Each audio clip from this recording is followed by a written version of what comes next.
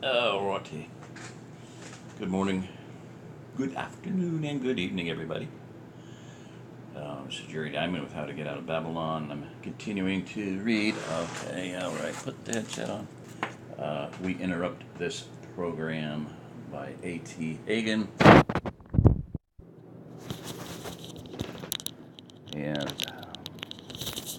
I adjusted his chapter section last night. I didn't finish this last one for a very good reason, because I didn't want to. Because it would have left everybody hanging. And I didn't want to do that to anybody out there in West Virginia or anywhere else. Arkansas, California, Texas, Tennessee. All right. I did unto others as I would have them do unto me, and not leave me hanging at the end of a chapter. So I just forewent that situation. Okay. So this was a chapter about impending part 2, and they've been talking about the government. We'll just start up with that. The Miguel looks sorry. We should let them fight it out amongst themselves. How they're handling the border and the Middle East.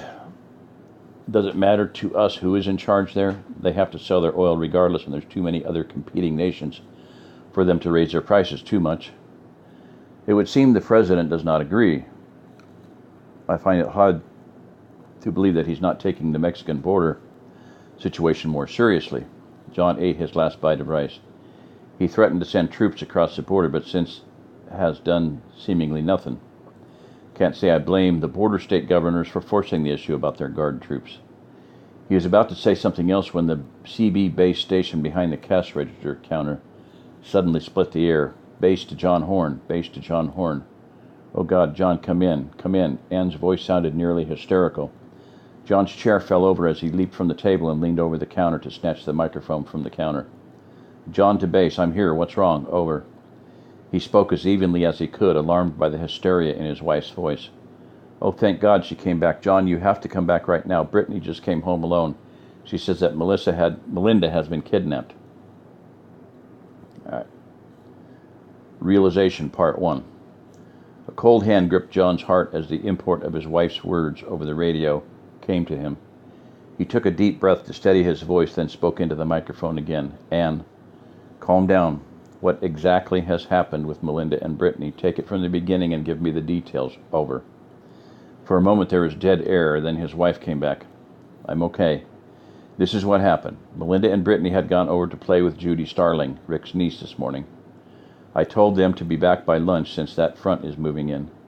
A few minutes ago, Brittany came running back to the house by herself in a hysterical state.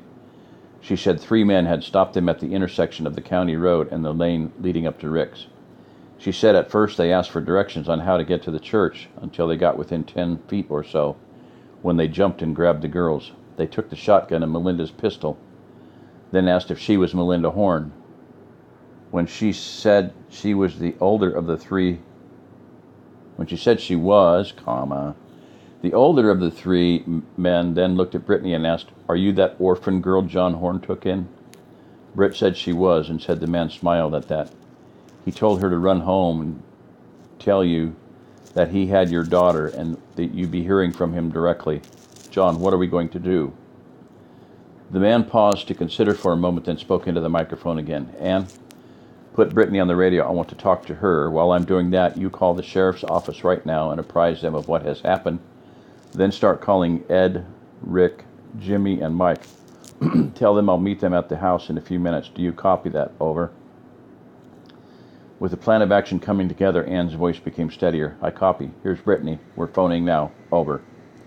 Another voice came from the speaker. I'm here, Uncle John. I'm so sorry.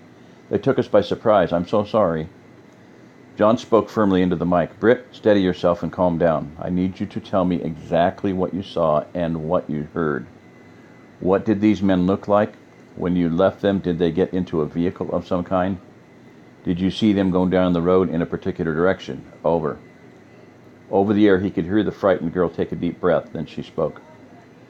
They were three white men, Uncle John. The one who spoke to me was older than the other two, about your age, I think.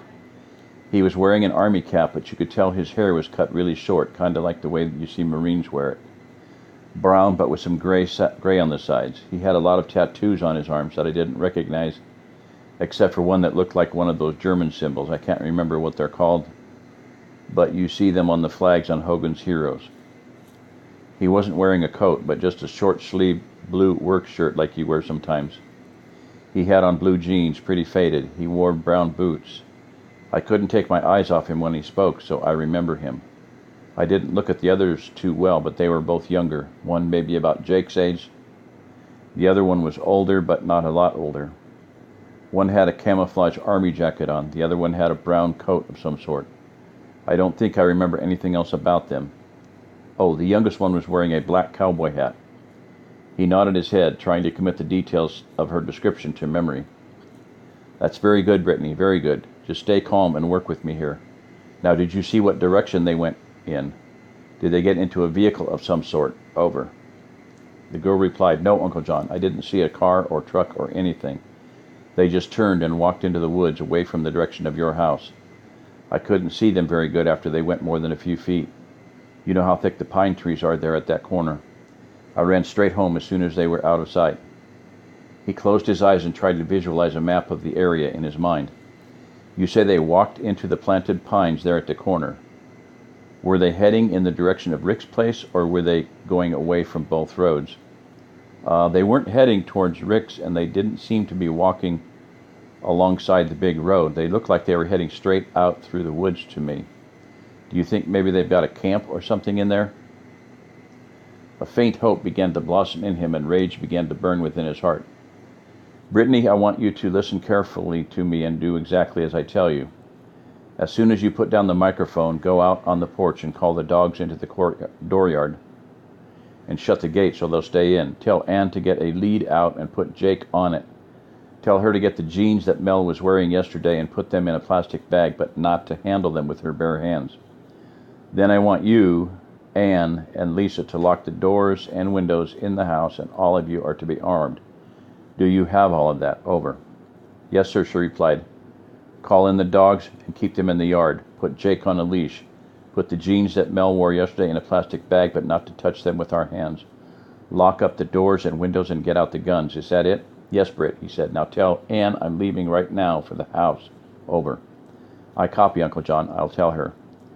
He hung up the mic and turned around to see Miguel and Carolita looking at him with grave concern. Miguel immediately said, John, what do you want us to do? John replied, Miguel, I'm leaving for the house right now. Try to contact Ed Harris by phone. Tell him I think they're making for US 27. It's the nearest road in the direction Brittany said they were headed. They'll either be on foot or on horseback. Either way, they're a good 3 or 4 miles from the road, and it's thick as hell through there. And the weather's crapping out, so they're not going to make good time. If he can get men strung out down 27, they'll have a good chance of spotting them if they try to cross the road. County Central will likely send men out as well. Once you're off the phone with Ed, get your truck and whatever men you can find that you trust and come to the house. Between Ed's crew on 27 and ours coming behind them, I think we'll be able to drive them like we did the dogs. That front is on top of us, so tell everyone to get out their foul weather gear. I'll see you at the house. Vaya con Dios, my brother, the store owner said. I'll meet you at your house as soon as I'm off the phone with Ed. The screen door slammed before he had finished speaking.